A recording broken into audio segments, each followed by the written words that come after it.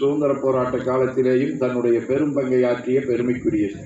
இது ஒரு புறம் இருக்க, நம்முடைய பாரம்பரியம் மிக்கதாக இருக்கக்கூடிய கலையினையும் போற்றக்கூடிய வகையிலே இங்கே அமைந்திருக்கின்றது.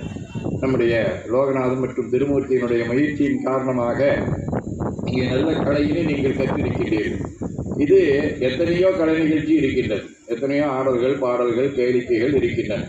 அவற்றுக்கும் இதற்கும் என்ன வேறுபாடு என்றால், ஒன்று, முதலிலே நாம் நம்முடைய வரலாற்றை தெரிந்து கொள்கின்றோம்.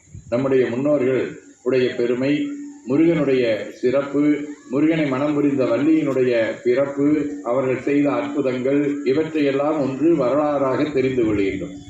இரண்டாவது, நல்ல காதுக்கினியதாக இருக்கக்கூடிய இசை. மூணாவது, யோகாசனத்தை எடுத்துக்கொண்டோம் என்று சொன்னால் 108க்கும் மேற்பட்ட ஆசனங்கள் இருக்கின்றன.